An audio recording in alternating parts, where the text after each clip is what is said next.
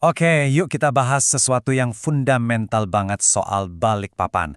Hari ini kita bakal bener-bener ngulik fondasi kotanya. Kita akan lihat dari dekat, ada tanah apa aja sih yang jadi penopang kota ini, mulai dari puncak-puncak bukitnya sampai ke garis pantainya. Coba deh, pernah nggak sih Anda benar-benar mikirin tanah yang kita injak setiap hari di Balikpapan ini sebenarnya kayak apa? Ternyata, tanah di sini tuh punya cerita yang penting banget buat kita tahu. Nah, ceritanya itu dimulai dari angka ini, 85%.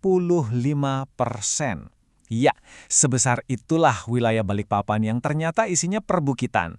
Ini bukan cuma data geografi loh, tapi ini adalah fakta yang membentuk karakter dan tantangan utama buat kota ini. Jadi, yuk kita dalemin lagi soal 85% wilayah perbukitan ini. Landscape yang dominan ini, seperti yang bakal kita lihat, ternyata punya tantangannya sendiri. Di bukit-bukit inilah kita ketemu sama tokoh utamanya, tanah potsolik mirah kuning. Gampangnya, ini jenis tanah yang udah banyak kehilangan mineral karena sering kena hujan, jadi umum banget ditemuin di Balikpapan. Tapi, sifat utamanya adalah tanah ini tuh labil banget.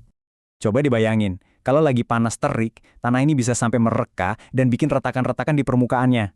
Nah, ini udah jadi petunjuk visual pertama kalau struktur tanah ini tuh sebenarnya rapuh. Coba kita bedah detailnya ya. Tanah ini adanya di lereng yang lumayan curam, lebih dari 15%. Kesuburannya rendah, lapisan atasnya tipis, dan ikatan batuannya lemah. Kebayangkan, kombinasi ini bikin tanahnya gampang banget kena erosi dan longsor, apalagi pas hujan deras. Jadi stabilitas itu isu utamanya. Oke, tadi kita udah bahas soal 85% wilayah perbukitan yang penuh tantangan. Sekarang gimana ceritanya dengan yang 15% sisanya? Yuk, kita turun gunung dari perbukitan menuju ke dataran rendah di sepanjang pesisir dan lembah-lembah sungainya. Nah, di sini kelihatan jelas banget perbandingannya. Lihat deh, betapa dominannya area perbukitan itu dibandingin sama area datar yang tipis di sepanjang pesisir. Kontras ini penting banget buat kita ngerti gimana kota ini beradaptasi dengan kondisi geografisnya.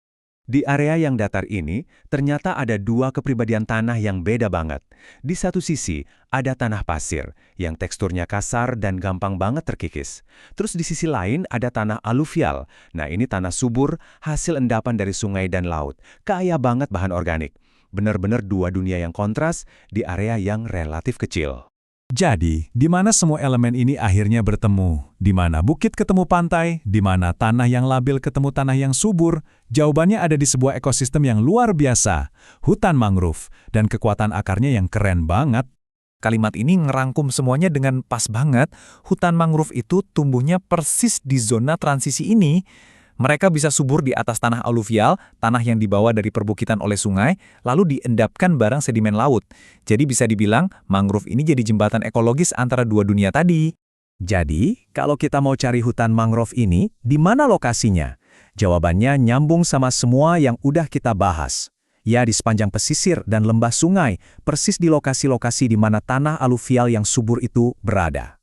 Nah, pertanyaan selanjutnya ini bikin kita mikir lebih dalam. Kira-kira, jejak tanah potzolik dari perbukitan tadi kelihatan nggak sih di area mangrove? Jawabannya iya.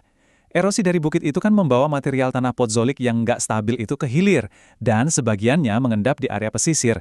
Ini jadi bukti nyata kalau seluruh landscape ini tuh saling terhubung. Dan ini ngebawa kita ke pertanyaan terakhir yang paling provokatif. Gimana caranya akar mangrove bisa mempengaruhi tanah di sekitarnya? Coba kita pikirin, akar-akar ini tuh kayak insinyur alami. Mereka mencengkeram tanah, menjebak sedimen, dan melawan erosi. Pertanyaannya adalah, gimana kalau ekosistem ini justru bisa jadi solusi alami buat tantangan geologis kota? Itulah dia, kekuatan tersembunyi di bawah permukaan Balikpapan.